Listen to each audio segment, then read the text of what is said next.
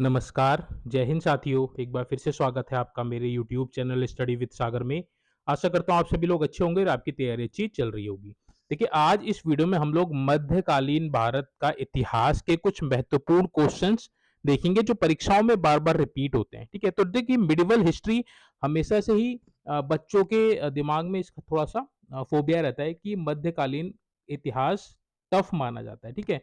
तो अगर हम उसके इम्पोर्टेंट क्वेश्चंस को केवल करके जाएँ, जो परीक्षाओं में बार-बार रिपीट होते हैं, तो आपको उससे फ़ायदा होगा, ठीक है? तो ज़्यादा आपको पढ़ना नहीं पड़ेगा।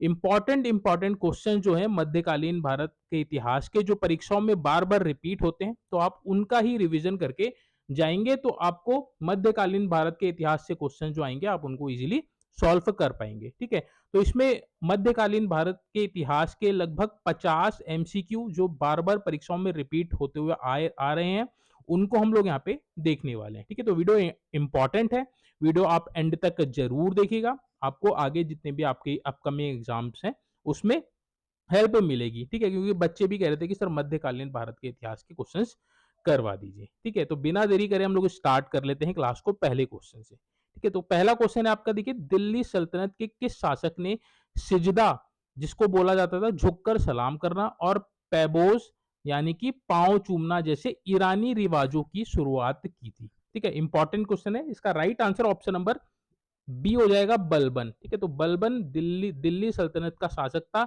जिसने सिजदा और पैबोस जैसे ईरानी रिवाजों की शुरुआत की थी। इंपॉर्टेंट क्वेश्चन है, परीक्षाओं में ये रिपीट होता है, ठीक है? याद रखिएगा, बलबन ने शुरुआत की थी इसकी। अगला क्वेश्चन है, कौन सा विदेशी यात्री मोहम्मद बिन तुगलक तुगलक के काल में भारत आया और उसकी पुस्तक रेहला में भारतीय समाज का वर्णन है? ठीक है? तो रेहला पुस्तक किसने लिखी थी? कौन सा वो तुगलक जो कौन सा वो विदेशी यात्री था जो मोहम्मद बिन तुगलक के शासन काल में भारत आया था और पुस्तक रेहला लिखी, जिसमें भारतीय समाज का वर्णन मिलता है? Right answer option number C, Ibn Battuta, ठीक है? इब्न बतूता ने लिखी है पुस्तक रेहला, जिसमें भारतीय समाज जो था उसका वर्णन किया गया है, और यह विदेशी यात्री था जो मोहम्मद बिन तुगलक के काल में भारत आया था, ठीक है? इंपॉर्टेंट है, याद रखिएगा, Ibn Battuta, option number C इसका राइट आंसर हो जाएगा। नेक्स्ट है अगला क्वेश्चन, विजयनगर साम्राज्य की स्थापना किस नदी के तट पर की गई थी? अगर आपसे पूछेगा विजयनगर साम्राज्य की स्थापना किसने की थी, तो हरिहर और बुक्का द्वारा की गई थी। ये आपको पता ही होगा, हरिहर और बुक्का। हरिहर और बुक्का द्वारा विजयनगर साम्राज्य की स्थापना की गई थी। ये विजयनगर साम्राज्य किस नदी के तट पर था? तो ये था आपका तुंगभद्रा नदी के। इंपॉर्टेंट है, याद रखिएगा, तुंगभद्रा नदी के तट पर विजयनगर साम्राज्य की स्थापना की थी हरिहर और बुक्का ने। नेक्स्ट है अगला क्वेश्चन, क्वेश्चन नंबर फोर्थ, कौन सा मुगल शासक जिंदा पीर के नाम से जाना जाता है, जिसको लिविंग सेंट भी बोला जाता है? ठीक है? तो जिंदा पीर के नाम से किसको जाना जाता है? इजी क्वेश्चन है बट इंपॉर्टेंट है, बार बार परीक्षाओं में पूछा जाता है, ठीक है? तो मुगल शासक औरंगजेब था जिसको जिंदा पीर के नाम से जाना जाता था। इंपॉर्टेंट है, याद रखिएगा इसको। देखिए, उसकी सादगी और धार्मिक कट्टरता के कारण, ठीक है, धार्मिक कट्टरता के कारण इसको जिंदा पीर कहा जाता था। किसको? औरंगजेब मुगल शासक था। ऑप्शन नंबर डी इसका राइट आंसर हो जाएगा। अगला क्वेश्चन है क्वेश्चन नंबर फिफ्थ, पानीपत की पहली लड़ाई 1526 ईस्वी में किन दो शक्तियों के बीच लड़ी गई थी? इंपॉर्टेंट क्वेश्चन है, याद रखिएगा। Right answer option number B, Lodhi और मुगल लोधी और मुगल शासकों के बीच पानीपत की पहली लड़ाई लड़ी गई थी 1526 ईस्वी में, ठीक है? तो ये पहली जो लड़ाई थी, इसमें कौन कौन था? इब्राहिम लोधी था, ठीक है, इब्राहिम लोधी, और किस किस के बीच हुई थी? और बाबर के बीच में हुई थी, ठीक है? और बाबर के मध्य हुआ था ये पानीपत का युद्ध 1526 ईस्वी में। इंपॉर्टेंट है, ये याद जरूर रखिएगा आप, ठीक है? इसमें देखिए कौन जीता था, तो पानीपत की जो पहली लड़ाई थी इसमें बाबर की विजय हुई थी, ठीक है? बाबर विजय हुआ था, ठीक है? तो इतने पॉइंट्स आपको याद रखने हैं। इब्राहिम लोधी लोधी और वंश और मुगल वंश के बीच में हुई थी। लोधी वंश से इब्राहिम लोधी था और मुगल वंश से बाबर था। बाबर इसमें विजय हुआ था, 1526 ईस्वी में हुई थी पानीपत की लड़ाई। क्वेश्चन नंबर सिक्स है, भक्ति संत कबीर किसके शिष्य थे? ये आपका क्वेश्चन बहुत बार पूछा गया है। भक्ति संत कबीर जो थे वो रामानंद के शिष्य थे। ऑप्शन नंबर सी इसका राइट आंसर हो जाएगा। भक्ति संत कबीर जो थे रामानंद के शिष्य थे, जो उत्तर भारत से भक्ति आंदोलन के प्रमुख संत थे। ठीक है, तो उत्तर भारत के प्रमुख संत थे भक्ति आंदोलन के। ठीक है, कौन? संत कबीर, जिनके किसके शिष्य थे? रामानंद के शिष्य थे। ऑप्शन नंबर बी सी इसका राइट आंसर हो जाएगा। अगला क्वेश्चन है क्वेश्चन नंबर 7। मुगल काल में जब्ती प्रणाली जो क्या था? भूमि राजस्व निर्धारण की एक प्रणाली थी। जब्ती किसने शुरू की थी? इंपॉर्टेंट क्वेश्चन है, याद रखिएगा, बहुत बार परीक्षाओं में आपका रिपीट हुआ है। ठीक है, तो जब्ती प्रणाली मुगल काल में किसने शुरू की थी? तो इसका जो right answer option number A हो जाएगा, राजा टोडरमल ने।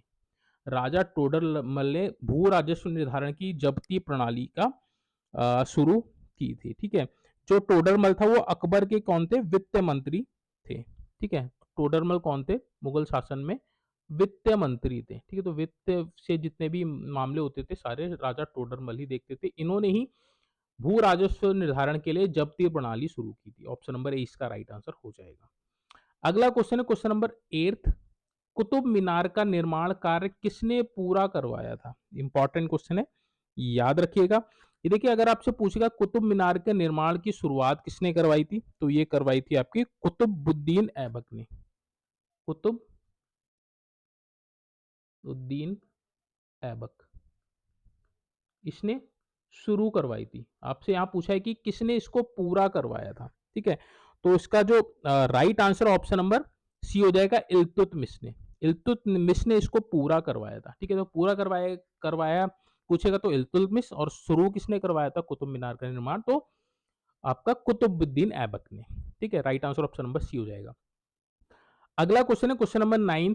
दीन इलाही की स्थापना किस मुगल शासक ने की थी? इंपॉर्टेंट क्वेश्चन है, याद रखिएगा। ये इजी भी है बट बहुत बार परीक्षाओं में पूछता है।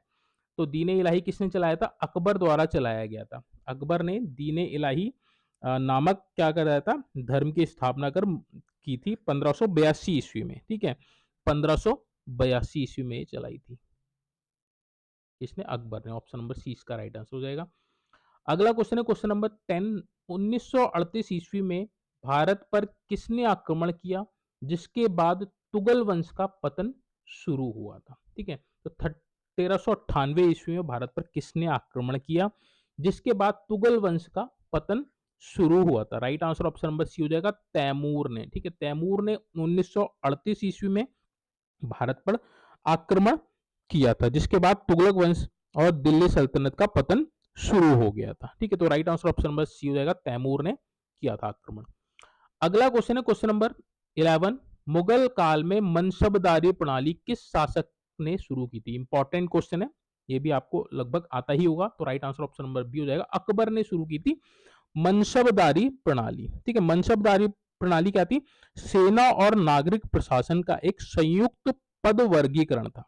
ठीक है, तो मनसबदारी प्रणाली किससे संबंधित है? सेना और नागरिक प्रशासन का एक संयुक्त पद वर्गीकरण था, जिसकी शुरुआत अकबर ने की थी। ठीक है, तो मनसबदारी प्रणाली किसने चलाई थी? अकबर ने चलाई थी। Option number B. Question number 12 है, दिल्ली सल्तनत में दीवान ए अर्ज विभाग किससे संबंधित था?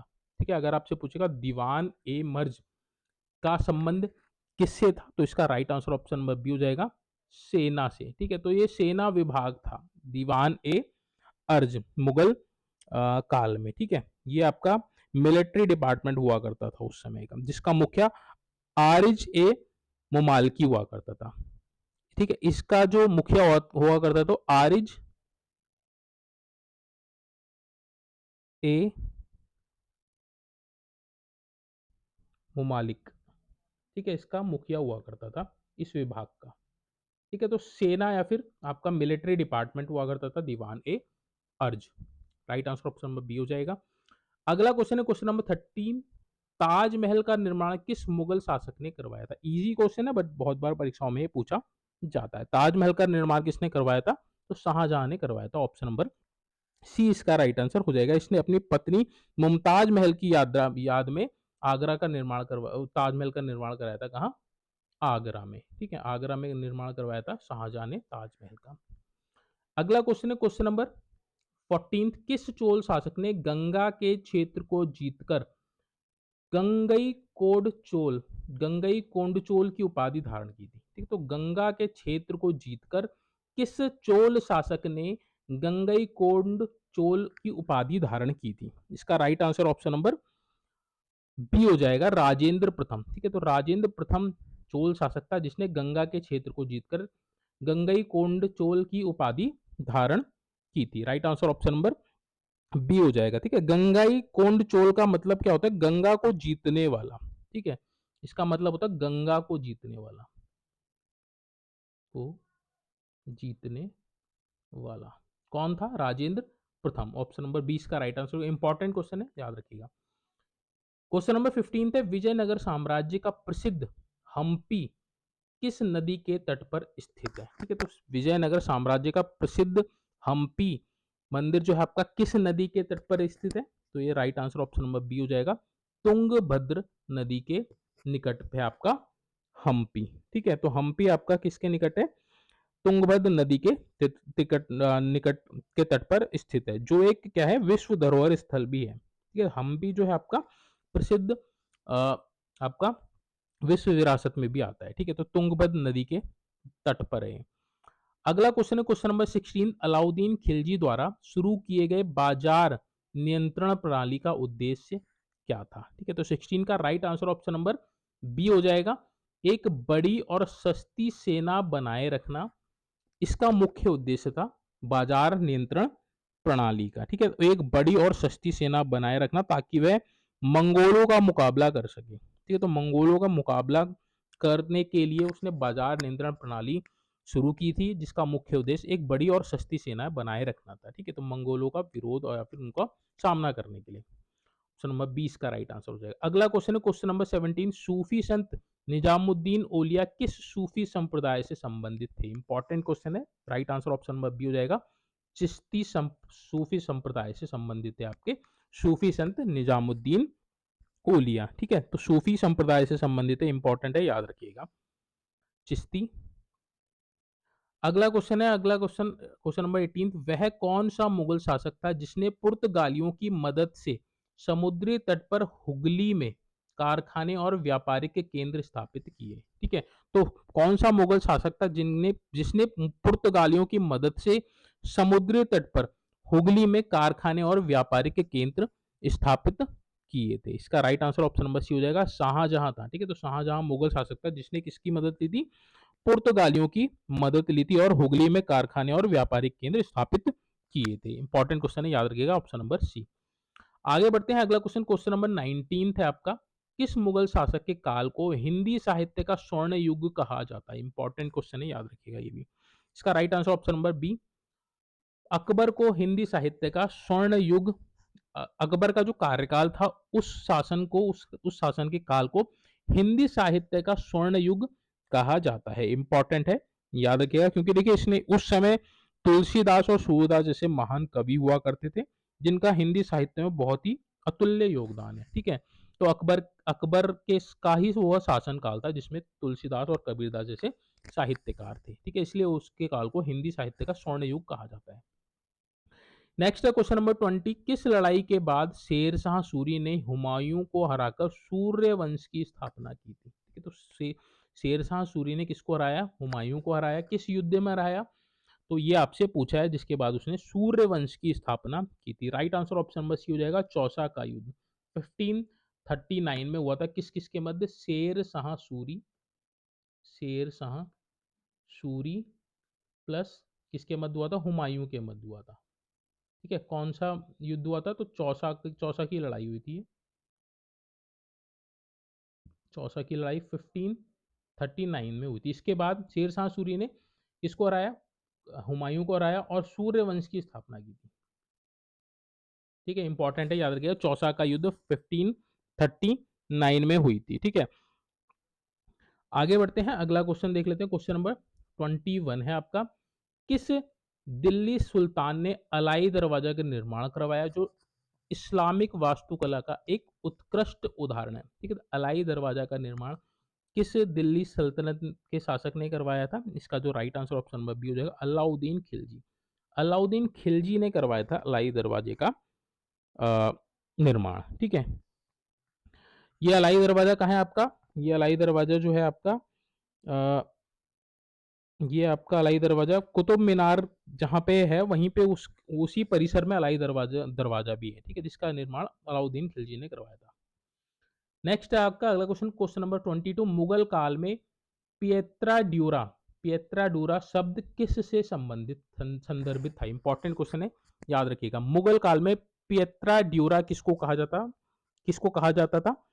तो ये कहा जाता था आपका पत्थरों में जड़ाई की तकनीक, ठीक है। तो पत्थर में जो जड़ाई करके जो चीजें बनाई जाती थी उस तकनीक को कहा जाता था पिएत्रा ड्यूरा, ठीक है। तो इसका जो राइट आंसर हो जाएगा ऑप्शन नंबर सी हो जाएगा।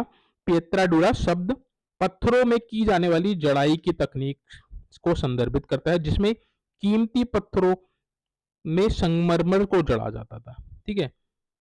कीमती पत्थरों को संगमरमर में जड़ा जाता था। तो ये क्या होता पिएत्रा ड्यूरा उसको बोला जाता था, ठीक है। पत्थरों में जड़ाई की तकनीक इंपॉर्टेंट है, याद रखिएगा। इसी तरह के क्वेश्चन पूछता भी परीक्षा में। क्वेश्चन नंबर 23 देख लेते हैं। किस शासक ने दिल्ली से अपनी राजधानी बदलकर देवगिरी दौलताबाद स्थानांतरित की थी, ठीक है। तो किस शासक ने दिल्ली से अपनी राजधानी को देवगिरी दौलताबाद में स्थानांतरित किया था? Right answer option number C हो जाएगा, मोहम्मद बिन तुगलक ने, ठीक है। तो मोहम्मद बिन तुगलक ने अपनी जो राजधानी थी दिल्ली से कहाँ ट्रांसफर कर दी थी? तो देवगिरी दौलताबाद में स्थानांतरित कर दी थी मोहम्मद बिन तुगलक ने।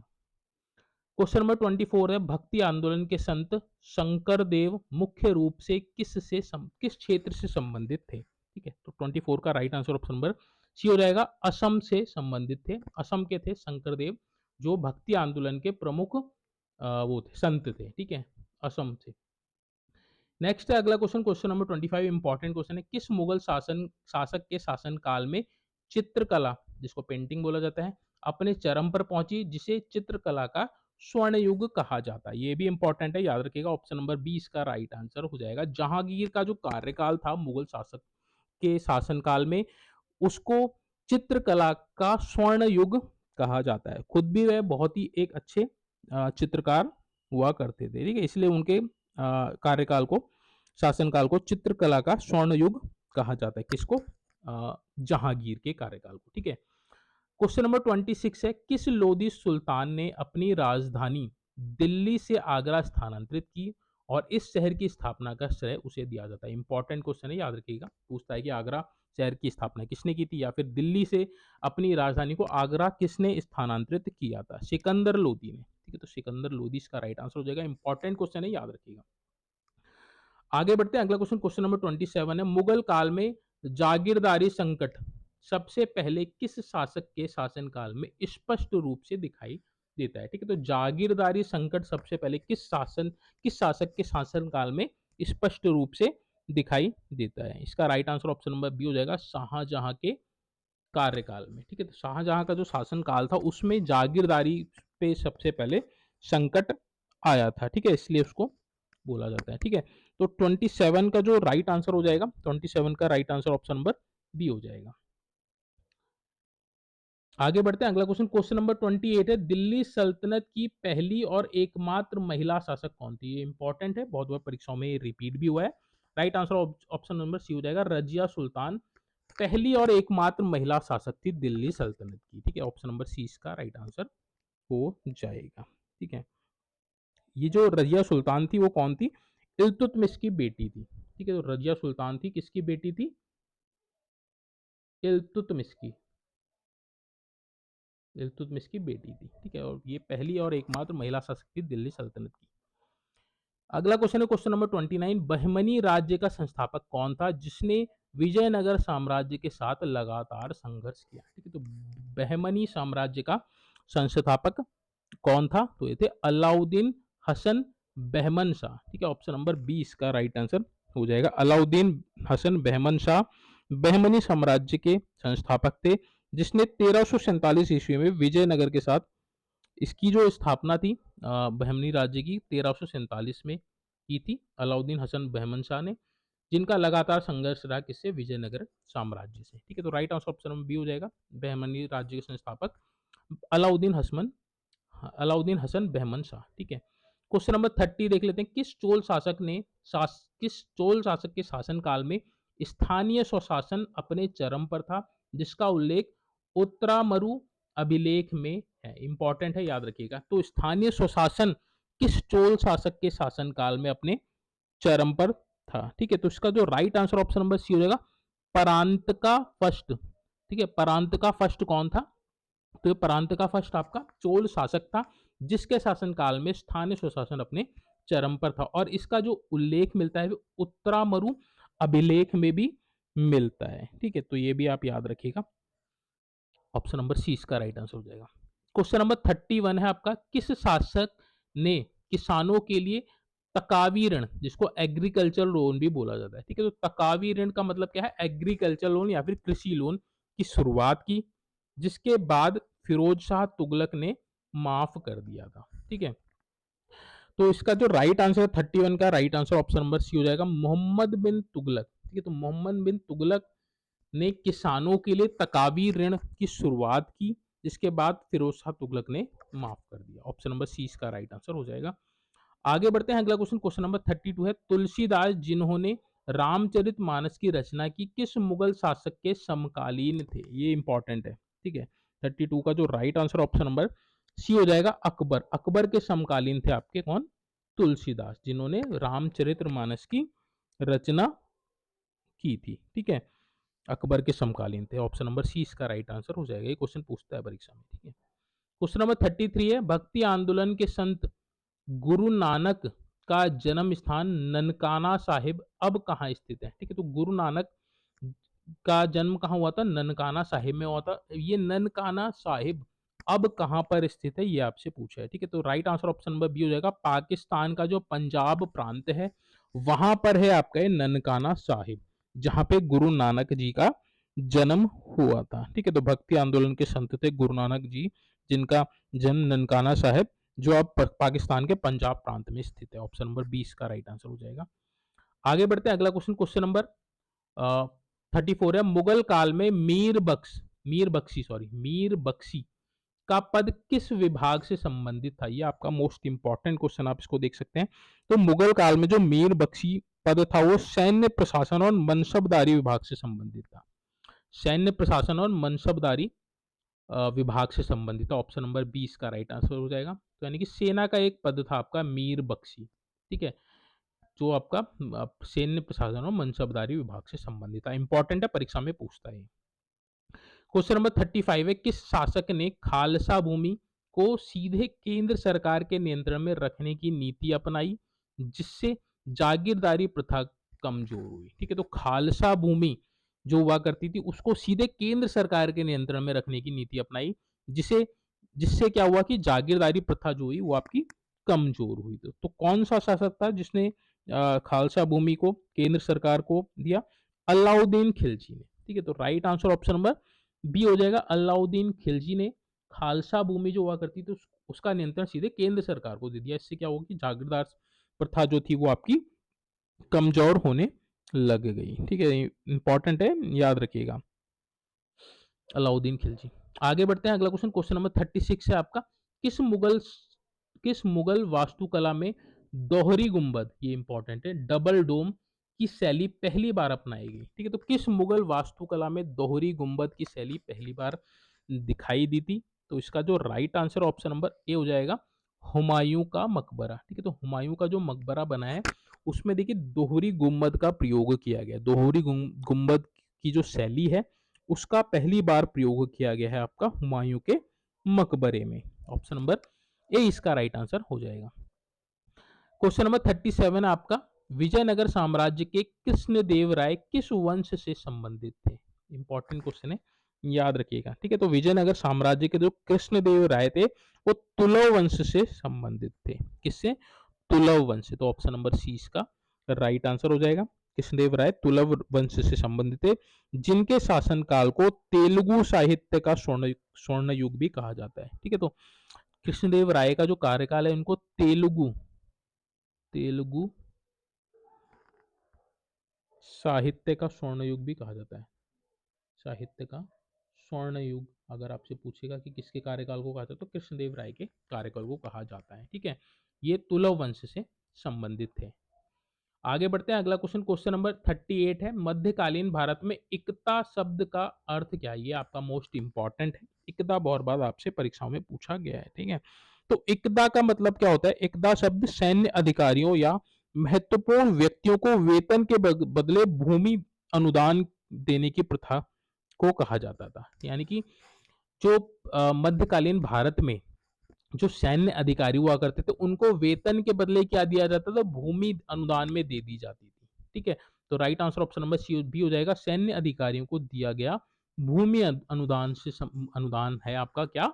एकता प्रणाली, ठीक है। तो right answer option number B हो जाएगा, इंपॉर्टेंट क्वेश्चन है। क्वेश्चन नंबर 39 है, गुरु गोविंद सिंह द्वारा खालसा पंथ की स्थापना किस किस वर्ष की गई थी? ठीक है, तो अगर आपसे पूछेगा खालसा पंथ की स्थापना किसने की, तो गुरु गुरु गोविंद सिंह ने खालसा पंथ की स्थापना की थी। यहाँ आपसे पूछा किस वर्ष में की थी, तो ये की थी आपकी 1699 ईस्वी में। ऑप्शन नंबर बी इसका राइट आंसर हो जाएगा। गुरु गोविंद सिंह द्वारा खालसा पंथ की स्थापना 1699 ईस्वी में आनंदपुर साहिब में की गई थी, ठीक है। कहाँ की गई थी? आनंदपुर साहिब में, आनंदपुर साहिब में की थी, ठीक है। तो ये भी आप याद रखिएगा, 1699, इंपॉर्टेंट क्वेश्चन है, याद रखिए। क्वेश्चन नंबर 40 है आपका, किस युद्ध में बाबर ने जिहाद का आह्वान किया और गाजी की उपाधि धारण की? ठीक है, तो बाबर ने जिहाद का आह्वान किया और गाजी की उपाधि धारण की थी, किस युद्ध में की थी? तो इसका right answer option number B हो जाएगा, खानवा की जो लड़ाई थी 1527 में। ठीक है, तो खानवा की जो लड़ाई थी 1527 में बाबर ने राजपूतों के विरुद्ध जिहाद का आह्वान किया और जीत के बाद गाजी की उपाधि धारण की थी, ठीक है। तो जिहाद का जो आह्वान किया था किसके विरुद्ध किया था? तो ये किया था आपका किसके विरुद्ध? ये किया था इन्होंने किस युद्ध में बाबर ने जिहाद का आह्वान किया था? खानवा की लड़ाई में किया था 1527 में। किसके विरुद्ध? राजपूतों के विरुद्ध, ठीक है। तो राजपूतों के विरुद्ध इन्होंने जिहाद का आह्वान किया और गाजीपी की उपाधि धारण की थी, ठीक है। Right answer option number B हो जाएगा। क्वेश्चन नंबर 41 है आपका, मध्यकालीन भारत में दस्तूर उल अम्ल, ये इंपॉर्टेंट है, दस्तूर उल अम्ल किससे संबंधित था? ठीक है, तो मध्यकालीन में दस्तूर उल अम्ल किसे कहा जाता था? तो ये कहा जाता था आपका प्रशासनिक नियम और कानून को, ठीक है। तो प्रशासनिक नियम और कानून को क्या कहा जाता था? दस्तूर उल अम्ल। ऑप्शन नंबर बी इसका राइट आंसर हो जाएगा, ठीक है। मध्यकालीन भारत में दस्तूर उल अम्ल प्रशासनिक नियम और कानून को संदर्भित करता था जो मुगल अधिकारियों के लिए निर्देशिका थे, ठीक है। तो ये दस्तूर उल अम्ल ये आपके निर्देशिका टाइप के एक तरह से आपका जो रूल्स हुआ करते थे वो रूल बुक आप कह सकते हैं इसको, ठीक है। तो प्रशासनिक प्रशासन की जो चलाने की जो नियम और कानून हुआ करते थे दस्तूर उल अम्ल उनको कहा जाता था। नेक्स्ट है अगला क्वेश्चन 42, किस शासक ने फतेहपुर सीकरी में इबादत खाना जिसको हॉल ऑफ वर्शिप इबादत खाना का निर्माण करवाया जहां धार्मिक चर्चाएं होती थी? इंपॉर्टेंट क्वेश्चन है, याद रखिएगा। 42 का right answer option number C हो जाएगा, अकबर ने, ठीक है। तो इबादत खाना का निर्माण किसने करवाया? अकबर ने ही करवाया था, जहां पे ये जो इबादत खाना था यहाँ पे विभिन्न धर्मों के विद्वानों के साथ धार्मिक चर्चाएं हुआ करती थी। इसको हॉल ऑफ वर्शिप भी कहा जाता है। ऑप्शन नंबर सी इसका राइट आंसर हो जाएगा। क्वेश्चन नंबर 43 है आपका, किस तुगलक सुल्तान ने अपने बेटे जौना खान की याद में जौनपुर शहर की स्थापना की थी? 43 का right answer option number B हो जाएगा, फिरोज शाह तुगलक ने अपने बेटे जौना खान की याद में जौनपुर शहर की स्थापना करवाई थी। 43 का right answer option number B हो जाएगा। आगे बढ़ते हैं, अगला क्वेश्चन, क्वेश्चन नंबर 44 है आपका, सूफी संप्रदाय के 70 सिलसिले की मुख्य विशेषता क्या थी? ठीक है, तो राइट आंसर उसका ऑप्शन नंबर 44 का right answer option number D हो जाएगा, तेज और रहस्यमय ढंग से यात्रा करना और अपनी पहचान छिपाना बोला जाता था किसको? सत्तरी को, ठीक है। सत्तरी सिलसिले, ठीक है। तेज और रहस्यमय ढंग से यात्रा करना और अपनी पहचान को छिपाना, ठीक है। Right answer option number D हो जाएगा। आगे बढ़ते हैं, अगला क्वेश्चन, क्वेश्चन नंबर 45 है।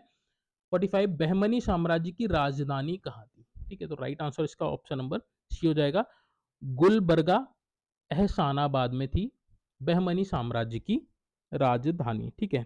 एहसानाबाद में, ऑप्शन नंबर सी इसका राइट आंसर हो जाएगा। आगे बढ़ते हैं, अगला क्वेश्चन, क्वेश्चन नंबर 46 है, मुगल काल में दक्कन की लोमड़ी द फॉक्स ऑफ डेक्कन किसे कहा जाता था जिसने औरंगजेब को युद्ध में टक्कर दी थी? ठीक है, तो मुगल काल में दक्कन की लोमड़ी किसको कहा जाता था? Right answer option number B हो जाएगा, मलिक अंबर को। ठीक है, मलिक अंबर को मुगल काल में दक्कन की लोमड़ी कहा जाता था, जिसने छापामार युद्ध में औरंगजेब को कड़ी टक्कर दी थी। ठीक है, तो औरंगजेब को कड़ी टक्कर किसने दी थी? मलिक अंबर ने दी थी, जिसको दक्कन की लोमड़ी कहा जाता है। इन दोनों के मध्य आपका कौन सा युद्ध हुआ था? तो ये हुआ था आपका छापामार युद्ध हुआ था। कौन सा? छापा मार युद्ध। ठीक है, इसमें औरंगजेब को कड़ी टक्कर दी थी मलिक अंबर ने। ऑप्शन नंबर 20 का राइट आंसर हो जाएगा।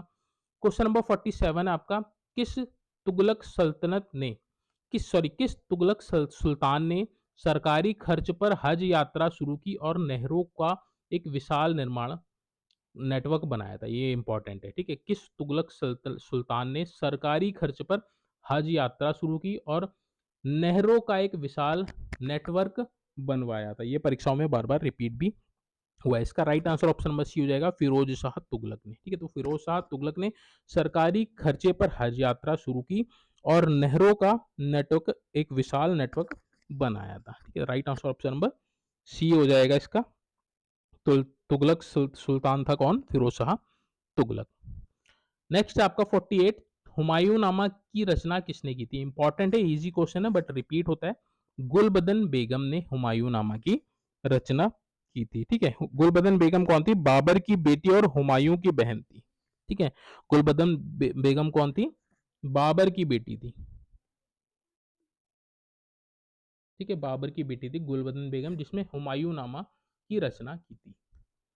नेक्स्ट क्वेश्चन है क्वेश्चन नंबर 49 आपका, 1192 ईस्वी में तराइन की दूसरी लड़ाई मोहम्मद गौरी ने किसे निर्णायक रूप से हराया था? ठीक है, तो तराइन की जो दूसरी लड़ाई थी 1192 ईस्वी में हुई थी। ठीक है, तो तराइन की दूसरी लड़ाई में मोहम्मद गौरी ने किसको हराया था? पृथ्वीराज चौहान को हराया था। ठीक है, right answer option number B हो जाएगा। तराइन का जो दूसरी लड़ाई थी वो किस किसके मध्य हुई थी? मोहम्मद गौरी और पृथ्वीराज चौहान के बीच में हुई थी। ठीक है, कब हुई थी? 1192 ईस्वी में हुई थी। इसमें कौन हारा? तो पृथ्वीराज चौहान इसमें हार गया था, मोहम्मद गौरी इसमें जीता था। ठीक है, right answer option number B हो जाएगा। लास्ट और अंतिम क्वेश्चन है इस क्लास का, क्वेश्चन नंबर 50, मुगल काल में पोलाज और परौती पोलाज और परौती शब्द किससे संबंधित थे? इंपॉर्टेंट है, याद रखिएगा। Right answer option number C हो जाएगा, भूमि के प्रकार थे। ठीक है, मुगल काल में पोलाज और परौती भूमि के प्रकार थे। ठीक है, मुगल काल में देखिए पोलाज जो था उसको सालाना खेती वाली भूमि कहा जाता था, और जो परौती थी 1 या 2 साल के लिए बिना खेती वाली भूमि। ठीक है, पोलाज कौन कौन सी भूमि में हुआ करती थी? सालाना खेती वाली भूमि, जिसमें साल में एक बार खेती हुआ करती, सालाना खेती वाली भूमि। ठीक है, वहीं परौती कौन सी हुआ करती थी? 1 या 2 साल के लिए बिना खेती वाली भूमि, 1 या 2 साल तक बिना खेती वाली भूमि। ठीक है, right answer option number C हो जाएगा। तो मुगल काल में पोलाज और परौती का संबंध भूमि के प्रकार से था। पोलाज जहाँ पे साल में एक बार खेती की जाती है, नहीं सालाना खेती वाली भूमि हुआ करती थी। परौती जहाँ 1 या 2 साल तक बिना खेती वाली भूमि को परौती बोला जाता था। ठीक है, तो ये देखिए इंपॉर्टेंट क्वेश्चन थे 50, जिसमें हम लोगों ने मध्यकालीन भारत के इतिहास के जो क्वेश्चंस थे उनको हम लोगों ने यहाँ पे डिस्कस किया, जो परीक्षाओं में बार बार आपके रिपीट होते हैं। ठीक है, होप सो आपको ये क्लास अच्छी लगी होगी। अगर आपको किसी भी क्वेश्चन में कोई भी डाउट है तो प्लीज कमेंट बॉक्स में मेंशन जरूर कीजिएगा, या अन्य भी कोई भी आपका डाउट है तो प्लीज कमेंट बॉक्स में जरूर आप लिखिएगा। साथ में अगर आपको वीडियो अच्छी लगी तो प्लीज वीडियो को लाइक कीजिएगा। चैनल अगर आपने सब्सक्राइब नहीं किया है तो प्लीज आप चैनल को सब्सक्राइब जरूर कर लीजिएगा, ताकि आपको आगे की जो भी इंपॉर्टेंट वीडियोस आपको प्रोवाइड कराई जाए आप उसको देख सकें। चलिए आज की जो वीडियो है इसको यहीं पे हम एंड करते हैं। होपफुली आपको ये सेशन अच्छा लगा होगा, तो सेशन अच्छा लगा तो प्लीज़ वीडियो को लाइक ज़रूर कीजिएगा और चैनल को सब्सक्राइब कर दीजिएगा। और अगर आपका कोई भी भाई बंधु एग्ज़ाम्स की तैयारी कर रहा है तो प्लीज़ आप चैनल को शेयर भी कर सकते हैं। Thank you so much watching this video.